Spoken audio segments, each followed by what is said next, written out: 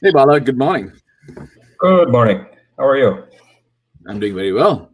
So, this is a topic partnering with IT and sales, which is close to my heart. But before we get in, I think it'll just for folks who might be joining us for the first time and may not have a good idea of what Forecast is. Uh, we're essentially a platform that's being built to automate all things related to planning and taking a plan to execution. Uh, we both Bala and myself used to work at Salesforce and prior to that at Microsoft. So we've got a lot of experience understanding what it takes to build go-to-market plans and then getting them deployed. And so we felt that there's a requirement to build a platform from the ground up that automates all these things. And so that's what Forecast is all about. And today we support customers like MongoDB, Automation Anywhere, among a bunch of other customers like Reputation.com, uh, where we're helping them do three things, right? Build a plan, get the plan into market really fast, and then being able to manage all the changes that happen across the board. So as we do this, I think one of the key things within the enterprise is how should sales partner with IT? And this was a topic, Bala. I think it came from a prior attendee on the call, and he said, "I would really love to understand how IT should. What are the IT dependencies on rolling out go-to-market plans?" hmm Right. So as you think about enterprise IT is doing a bunch of work, but this relationship with sales is really interesting, right? And so, like, why is it? Uh, so first, if you can share your thoughts on like, hey, what kind of relationship is there hmm between sales and IT, as we know it from our experience, and then why does it become challenging? hmm Yeah, yeah, for sure. No, that's a really interesting topic. Something that is very near and dear to our hearts because we've been through this rodeo a few times with being on both sides of the story there. So I think what's interesting is to answer your question more specifically. What's the relationship like? I would say it's a confusing one. And the reason it's a confusing one is because I think that in most IT sales relationships, what I've seen is an expectation mismatch from the sales perspective of what they expect from IT, and from the IT perspective, not clear direction, scoping, and definition of the problem, right? And I think that's it's not a fault of either organization. It's just the way that things are, and I think it's important for folks to understand that relationship and the dynamics that drive it. More specifically, I think if you look at sales, sales is extremely volatile, and it's volatile because it's trying to respond to market scenarios, and things change, requirements change. Even that's the whole point of the Forecast platform. For as you know, is that continuous change in how you go to market, and it's an ever evolving thing. The moves, add changes, things are always there, and for a large part, even though there is some method to the madness, some science behind how things are put together, there's also a huge amount of exceptions in all kinds of areas. So you can't really build a system that doesn't allow for these kinds of exceptions, right? So you might say, okay, my go-to-market model is based on the employee size generally, but then you get to a situation where there is a rep who knows the CEO of a company that's in the wrong segment from what the rep is.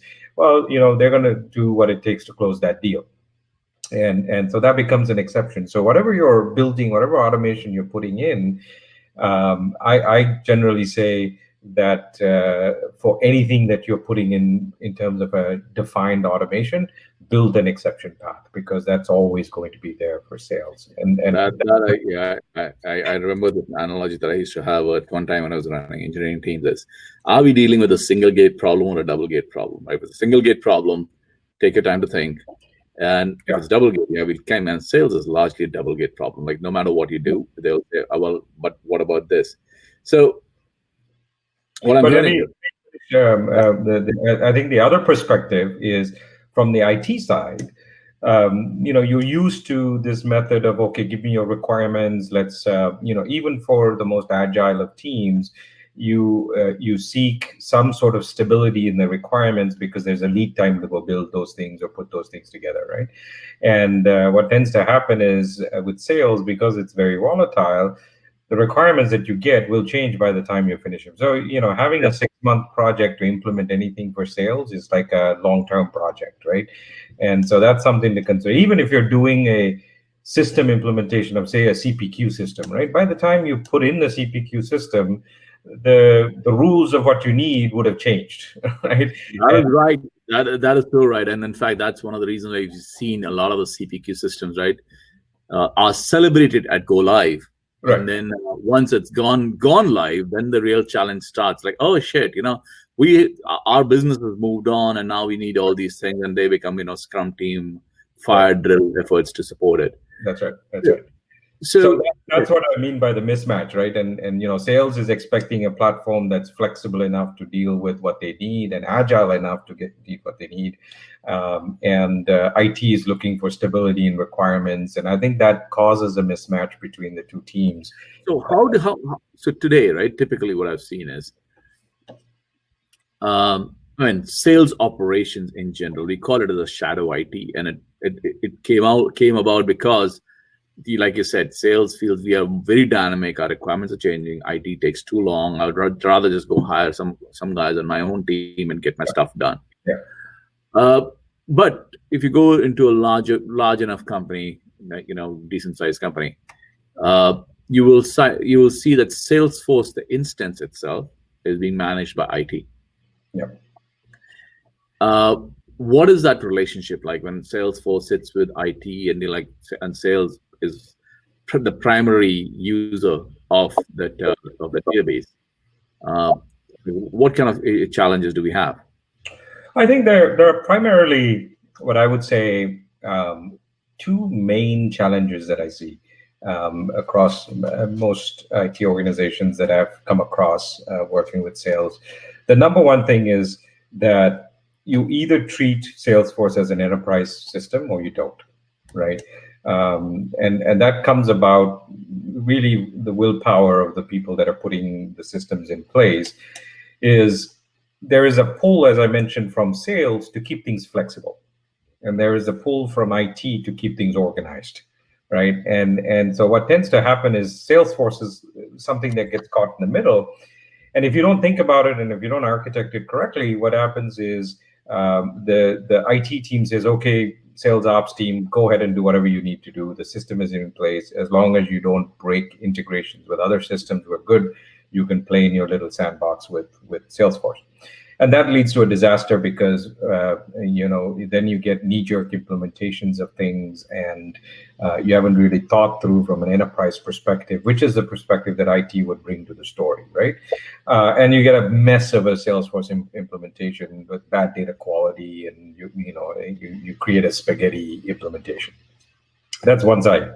The other side of the spectrum is this thing is so inflexible that IT has put in, as I mentioned, infrastructure without the flexibility for exceptions, that it takes a really long time to make changes. And the more and more mature the Salesforce instance become, every little change, I want to add a field to accounts to capture this information. Well, that's a 3-week project. That doesn't work for sales. 3-week, 6-week projects to add a field doesn't work for sales, right? So you have to really think about the enterprise elements of Salesforce as an enterprise system, the flexibility, the exception handling that you want to give to sales so they can be agile, right? So, and it's an important balance to get to. The second problem I see is that when you evaluate problems, right?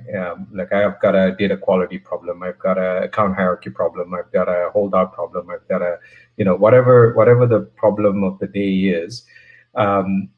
You sometimes find sales organizations buying tools for each one of those things, right? So you end up buying a lot of different tools, and very quickly what happens is there is no integration between those tools.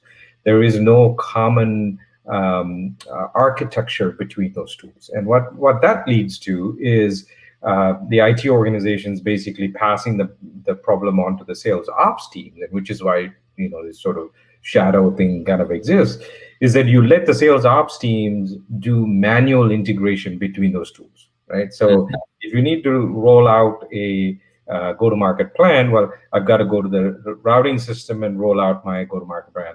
I need to go to my account hierarchy rules and do that. I need to go to my holdout rules and do that. I need to go to my routing rules and do that. Right? So you just literally taking something in silos, even within sales, because you've added so many different tools that don't work with each other, right? So to a point where we've had some of our prospects and customers.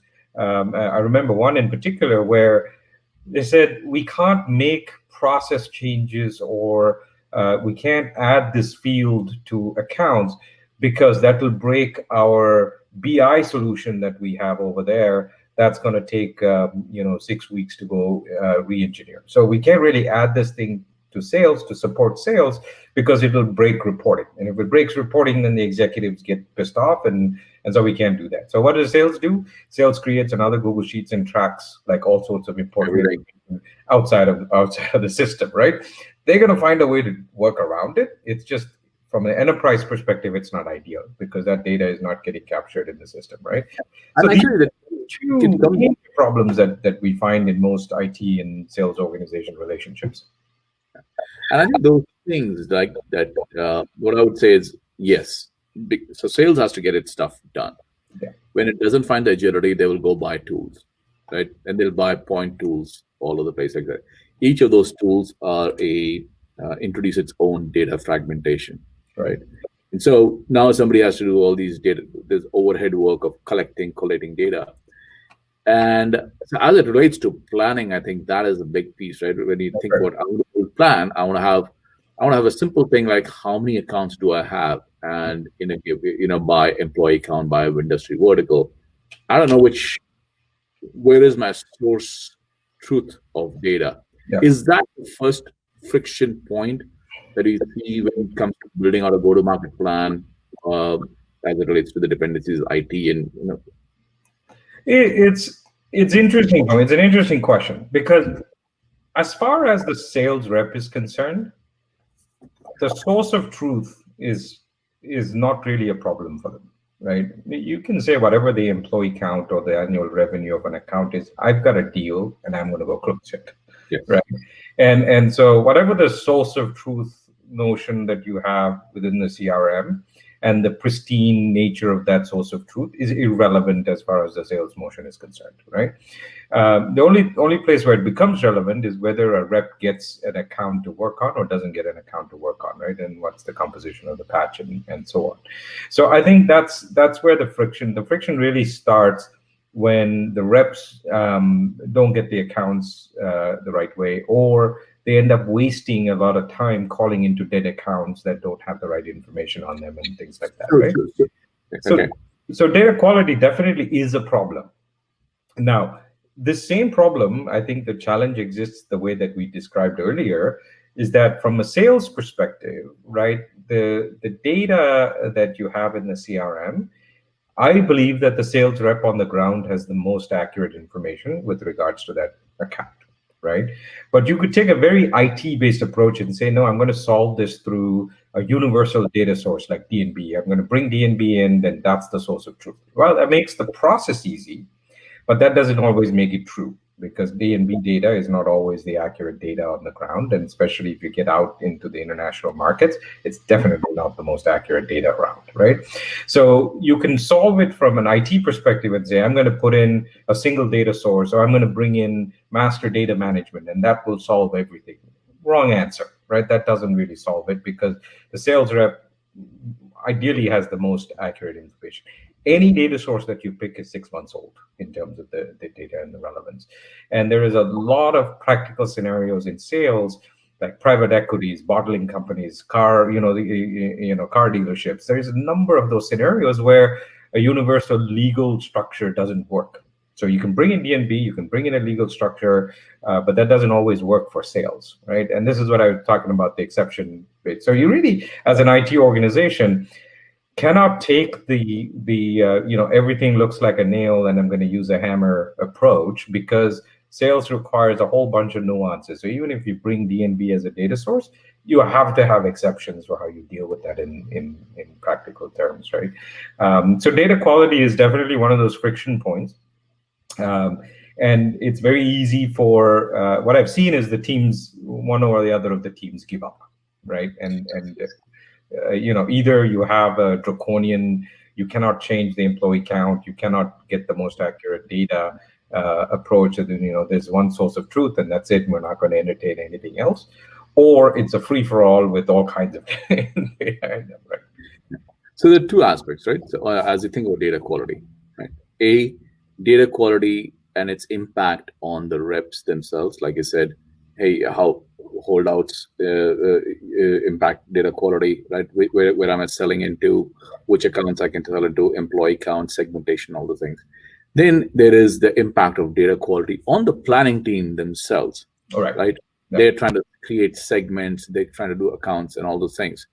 And so as you think in the context of an IT relationship, IT has a responsibility to make sure they're creating an exception path for, I would say, adding context to the DNB or third-party data sources, which is gathered from the field, to make sure the field piece is done. And there's a bunch of automation that could be done. We can talk about that. Like, what are the kind of things IT should look to automate and should not look to automate to make the rep's life easier. There is the other part, which is what are the kind of things IT should do when the go-to-market team is building to plan, right? Where are the things where we think it'll be a good partnership between IT and the sales strategy team specifically, when they're trying to build a go-to-market plan and roll it out? Yeah. Well, I'll answer the second question first. I think the relationship between planning and where IT can support planning is an interesting one. The number one thing that you have to realize is that Salesforce is a transactional system, right? It is not a planning system. It's not something where you can go in and define what the world would look like tomorrow. It is what the world looks like right now, right? And so Salesforce is notoriously bad for effective dating and relationships like that are hard to capture. It just reflects the current state of where things are mapped, right, and where things are at. And that changes on a daily basis, right? And when you do that, you really can't plan on Salesforce unless you take a snapshot of the data at a point in time. Right? And which is what most strategy organizations do, is they take a snapshot of the data from Salesforce at a point in time, and then they're using that to do their plans. Unfortunately, reality is continuing to evolve, right? Which means actually, even before that, right, when they do take a snapshot, somebody has to clean up the data. Yeah, because the data is generally bad. Like, is it sales planning? Is it IT? Yeah, I mean, you take a snapshot of sales and into an Excel spreadsheet for yourself. You're the one cleaning it, right? Because you have the spreadsheet, right? So what tends to happen is there's a huge amount of cleaning effort that the strategy teams would do that never makes its way back into the system, right? So you can clean data, you can clean accounts, you can clean information, hierarchies, all of that stuff. Sometimes they stop at the planning level and never get back into the transactional systems, right? Because one, the reality has moved on. Two, that once it's done in spreadsheets, you just don't put that data back, and every time you're kind of repeating this problem over and over again. So the snapshot-based approach is great. Now, the larger your organization, the more mature your organization, the longer your planning cycles are, right? So it may take 3 months for you to do a planning, which means you take a snapshot at the beginning of Q4 to do your plan for Q1 of next year. And there's 3 months of data that's changed by the time you finish your plan, right? And so what you really, from a planning perspective, have to think about is you have to put in another system to do planning. and you have to put in another system that is forward-looking, that is built for planning specifically, and something that stays in sync with what the reality is in Salesforce, right? And that's important for IT to think about it that way, because you really can't use a transactional system to also do planning, right? Which is why in the financial world, for instance, the budgeting software for next year is very different than your general ledger system. You wouldn't think about doing budgeting on your general ledger system, right? So it's a very same idea. So what you are recommending is there has to be a separate system for planning from Salesforce, either whether it's an Excel or a system, or it's separate, right? Yeah. It's because you're doing a future state thing. Right. Salesforce is your data source. You're bringing in data, so you are investing in cleaning the data.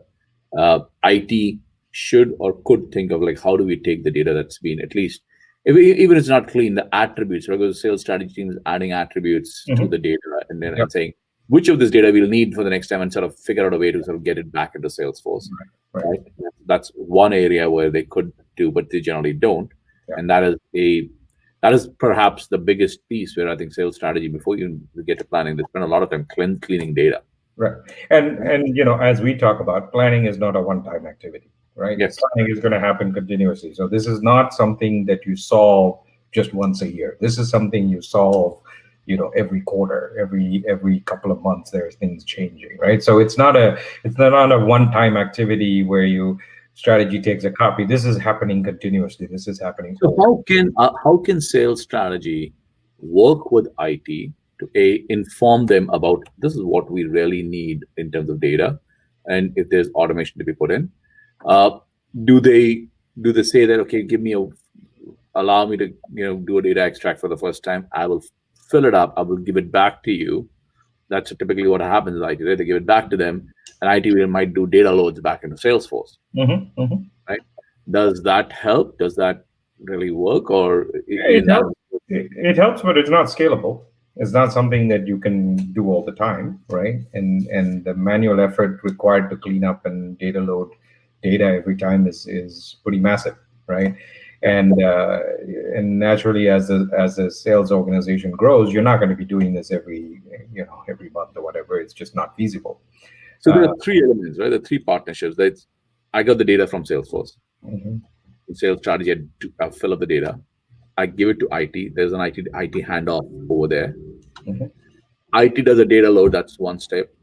Now data load is done. Sales strategy or sales operations might define runtime policies, like okay, so are you making some changes? Who's responsible for enforcing those policies? Is it IT again, or is it sales or sales operations? So ultimately, the accountability is on the sales organization to enforce policies for sales, right? It's not something IT is going to know. You can get IT's help to put that into the system, to codify that into the system. But typically, it's not the IT organization that is telling a sales rep, no, you can't work this deal because it's against your sales policy, or the splits have to be done this way. They're not the ones enforcing that. So it is sales that enforces the policy. So IT is just codifying the rules, whatever sales tells them. Whatever. And the problem with the codification, as we've found out, is that there are two layers, and we talk about this all the time, is there are two layers to that codification, right? One is the workflow of how something is achieved, right? So a holdout workflow is fairly the same. You stamp a holdout. When it expires, you give it to the guy who owns the account. That workflow is essentially the same. But the inputs into that workflow are driven by your go-to-market model, right? The inputs into that would be driven by, public sector has a different holdout methodology than financial services sector, or your small and medium business has a different input in terms of number of days versus your enterprise. So what you really have to do is separate those two things out. You have to separate the workflow, which is fairly the same across the board, from the inputs from the go-to-market model that go into it. So every policy requires that inspection to be done, right? The routing workflow is essentially the same underneath the covers, but the inputs into the routing workflow is different, right? Based on the go-to-market. And what's volatile is actually not the workflow itself. What's volatile is the inputs into the workflow, right? So if you do this separation in your automation carefully, and you have to think through this and do this for every policy, if you do that separation, then you can support the volatility and the agility that sales needs simply by changing the data inputs that go into your workflow, and you don't have to keep coding stuff up all the time, right? And you don't have to touch code all the time. And you can then delegate the data piece over to sales ops or even to the sales managers and say, you can change the data parameters that go into the workflow. The workflow would execute based on those parameters you're defining, right? And so that's actually a core aspect of our implementation in the platform, in the Forecast platform, is really kind of think about those two layers, right? Because we know that the go-to-market plan is ever evolving, always changing. There is moves that changes that is impacting it all the time, right? And there's exceptions all the time. Now, what you don't want to do is write code every time that happens, or go into the IT backlog every time that happens, right? Then you start. The IT backlog will never happen. Yeah, exactly. And I have talked to customers and prospects where they have a 24-month lead time for some of the stuff that they put into the IT backlog. Well, that's never going to happen, because by the time you get to that item in the backlog, sales is long gone from whatever the go-to-market model was that was requiring that, right? So that kind of, we find about 6 to 8 weeks of delay if you have to touch code and you put it into an IT backlog to execute it. Now, 6 to 8 weeks if you have a dedicated IT team supporting sales. If you don't, what happens is this gets prioritized along with everything else that the enterprise needs, and then you forget about it. So that's an interesting point. I want to just pause you there. Going back to our time at Salesforce, right? We had our own dedicated Scrum teams. Yep. We had access to dedicated Scrum teams, right? That would work with us when we were doing the G4G rollouts and the planning pieces, right? What worked between us and the IT teams then in order to sort of get us going? Because something did work. We were able to sort of get shit done, right? For the first time, get the planning out, plans and quotas out on before February 1st. So what worked, and are there any lessons learned from that experience that you can talk about? Well, some of the things that we just talked about, right, which is from a planning perspective, we separated out the planning platform from the runtime engine, right, runtime CRM, right? So we weren't planning on runtime. We had two systems, they were in sync. So from a planning perspective, we'll continue to make changes to that as you model out what next year would look like. So that's an important aspect. The second thing, I think the more fundamental thing was that having a dedicated IT team that supports sales for as long as we did meant that the IT teams are much more in tune with this idea of volatility and where to expect that volatility from sales, right? Because every year they'll see things change and they learn and say, okay, well, yeah, you're telling me this is your go-to-market model right now, but guess what? In 2 months, you're going to come back and tell me that the definition of what financial services has changed. Right? And so we're not going to code that in. We're going to make that data, and so you can come in anytime and change it you want. So I think they just learned over time where to expect the volatility and where not to, where you can codify things. And they have a lot more context of dealing with sales teams, and they were kind of embedded in the sales org. Pretty much, and we did engage the IT team in the sales planning process. So they had preview to kind of the thought process of the go-to-market that was coming up, and that communication was also important. So they can expect to say, hey, guess what? In Europe, we're going to throw out all the routing rules and we're going to start completely new with something else, right? Now, that would be a nice idea for IT to know 3-4 months in advance versus 2 days before the implementation. Right. And so that's also another aspect. I think once you get them engaged in the planning process, they can better anticipate what's going to change, what's coming up, and so on. I think that worked really well. But again, Salesforce is a large organization with a massive IT organization, right? Which means that they're able to put that kind of capacity and resources against it. But most organizations can't afford that. Right. Yeah. So what you're dealing with is a common backlog. You're competing with marketing and finance and every other department for the capacity in IT.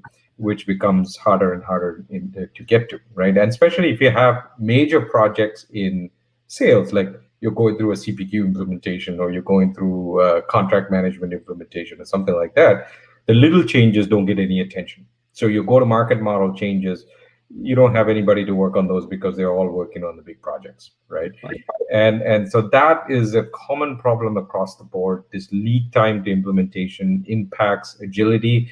And when agility is impacted, the only way to release that valve is not to use the system, right? And people go outside the system to go get stuff done. So they're going outside the system, right? They go get stuff done, which means they go buy tools, right? What are the pitfalls of that as well? Because yes, I've seen both sides, right? People will buy tools. It comes either from a sales budget. I have the budget, I can just go buy a tool and get my stuff. Yeah. But what are the pitfalls that you've seen as it relates in, like a lot of times, here's why I'm going, because a lot of times I've seen that buying of point solutions or point tools is kind of hurting yourself in the long run. Oh, yeah, absolutely. So I think the analogy that I could draw is if you're building a car by buying individual parts from different suppliers and trying to put it together and make it run, right? Yeah, you won't get a... Okay, I know all the things that I'm going to get into now. So that's kind of the way that it's approached, because you're trying to solve an immediate problem and you're trying to solve an immediate pain. And so the first thing you see is that pain. And then what tends to happen is the more tools that you tack on top, the inertia to change gets affected, which means that every time I have to change something, I now have 6 different systems I have to go touch, do changes in, do implementations in. So every small change becomes incrementally harder now that you're dealing with the whole stack of tools that don't work with each other. And you may not have the same corporate intelligence in the system in-house, because the guy who must have implemented has gone or left or... Exactly. All the tool vendors, I mean, there's like 5,000 different sales tools and marketing tools in the market, right? Every startup has some kind of a plugin that you can put into Salesforce, right? And they've done a great job of keeping the pricing levels right under like a 10K mark, where a sales manager could easily put it on a credit card and move on, right? And so that's a disservice, because people buy these tools, use them, and abandon them. A lot of them are abandoned. Like I read somewhere that only 37% of the dollars investment that's spent in tools actually result in people using them, right? And so 70% of the stuff that you buy over time, you don't end up using. And so it's a waste. Because there is a business need that needs to get done. IT, like I said, right? Like I said earlier, IT could get bogged down on these large enterprise projects, and they may not have the time to then dedicate to these runtime issues that are happening. Yeah, the business still has to get done. That's right. We are recommending not to go tools crazy and buy point solutions. Like, how do you solve for that? Well, I think the challenge is you have to step back and look at this problem holistically, right? You cannot look at this problem when something smacks you in the face, because every time that happens, you're going to be reacting to it, and you're not going to think of a holistic way to solve this. I think the way to approach this is to step back and look at, how do we solve this in a way that gives sales flexibility and IT that longevity in terms of the requirements and stuff like that, and really, some shameless self-promotion.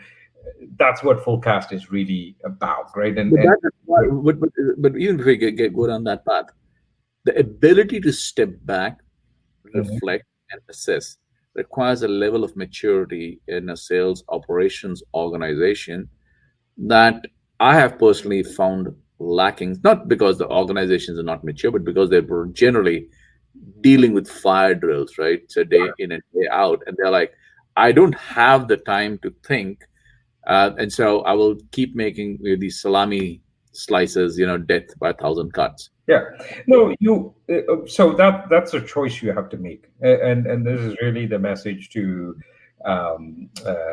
executives, is that you cannot run continuously using that method, right? yes, you have 1,000 things that you have to take care of, but if you don't step back and look at this holistically, you're going to have 1,500 things next time to look at, and you still won't have time, right?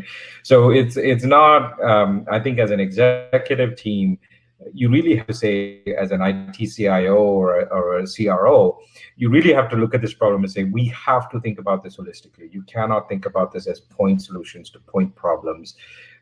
How do we solve this as an enterprise problem in a way that supports sales with the flexibility and IT with the stability that it needs? And I think that is a conscious thing that CROs and CIOs need to partner on. And in terms of our discussion today, that to me is the crux of the story, right? So how would you That's message? important. Yeah. So how would you message? How would you message this for the sales strategy folks, for example, right? Mhm. To go talk to the CIO, or at least what are the kind of things that you tell the CIO to get his buy-in to support these initiatives, right? Because CIOs by nature like large enterprise change projects, right? They don't want to so when they start thinking runtime, they think, oh, help desk, right? I'll just create a help desk support system and that'll manage your tickets as they come in. That's right. How do you work with a CIO to make a case for them? So I think it's as a sales operations and strategy team, right? You have to think about your roadmap of what kind of things are you experiencing pain with, and again requires you to step back and look at this holistically. So if you're dealing with one type of pain, how do you step back and look at all the other permutations of that pain that you could encounter, right? What I see is a lot of teams hard coding a business model, right? And this I've seen in even at our time at Microsoft and Salesforce, is that when you acquire companies, you're going to end up with multiple instances of Salesforce, and those instances of Salesforce may actually have different business models in there. And if you hard code those business models, then you're not going to be able to bring those two worlds together. Mm-hmm. Right? And somebody's got to manually shift data back and forth between these two things, and that's a problem that happens all over. So you have to really step back and say, how do I afford myself the ultimate sort of flexibility that I can think of at this point, and scope it out and spell it out, right? And I think that will help the IT teams think about the solutions more holistically, rather than saying, okay, I'm just going to do a SaaS model and that's it. That's my only business model, and I want you to code all the processes to support a SaaS model. And the only way I calculate numbers is MRR and ARR and so on. And now all of a sudden you bring in a consulting org, or you bring in a pay-as-you-go product into the market. Well, that doesn't work. None of the sales systems are set up to do something like that. So when you go into it, why would you restrict yourself to a specific sales model or a particular business model, right? So those are kind of things that I think as a strategy team, really kind of thinking about your playbooks 2 to 3 years out, and really providing that input into sales is going to be important. For the IT organizations, we talked about identifying, when you're automating things, identify what is workflow, what is data, what are the things that are volatile. Like every piece of requirement you're getting from sales, I think you have to step back and say, okay, which portions of this is volatile, meaning that could change based on if we acquired a new company, could change based on if we weren't doing well in that market, blah, blah, blah, right? Or if a reorg happens, what happens then? So you really have to step back and look at all the places where volatility could be introduced, and the areas that are not volatile. The areas that are not volatile are perfect scenarios to go automate, right? Because you spend the energy on those things, build it in a way that can take the volatile input as data into that. Then you get to a setup that is much more flexible, and you can provide more self-service to the sales operations team, rather than it coming in and sitting in your backlog and then you having to deal with it, right? As an IT organization, you want to find ways of not having sales problems in your IT backlog, right? That's the way to think about it. Don't think about it as staffing up more people to work harder on the IT problems, right? Work smarter. So which means the less items you have in your backlog, the faster the quicker you're going to be in terms of supporting sales, and the faster, quicker they're going to be in terms of responding to the market, right? So I think that angle, that architectural thinking is critical as you're talking about this relationship. Strategy has to think multi-years out, and IT has to separate the areas of volatility from the things that don't change, right? So even if you're doing a CPQ implementation, think about what aspects of the CPQ implementations will change, and how do we make it self-service versus things that don't change, and how do we implement that. I think that angle is very important. Don't think about it as a monolithic requirement, right? And always kind of a lot of it is tied to how we have traditionally viewed requirements coming in from sales, and how. So I think one of the big things that sales, as we talk about partnering with IT, is sales being very clear in breaking down what are one-time activities, what are the runtime activities that will happen over and over again, right, and breaking them into those two buckets, and working with IT to say, one time, yes, make a enterprise-wide IT initiative, go get it done. And a runtime, think of it as configurable, because we will have exceptions. Do not hard code stuff, right, and do not build it out. But even when you're thinking of the one time, think about it multi-years out, right? What are all the things that you can come across in the next 2-3 years that you want implemented? Not just what does the sales manager complain about yesterday. Correct. Now, I think there's one elephant in the room, which is the average tenure of a CRO or a VP of sales. Yep. Right, in an organization is 18 months. So they're not thinking multi-year. They're like thinking here and now. Yeah. I need to get my stuff done, hit my number, and I want to move on, right? So there is that elephant in the room, which is the sales strategy and the ops people have to be the custodians in some ways of building that roadmap. The IT folks have to be, and I think the strategy folks also have to be, right? And they have to sort of understand that volatility. That's every 18 to 24 months, a new CRO comes in, decides that there's a new world order, a new way of doing things.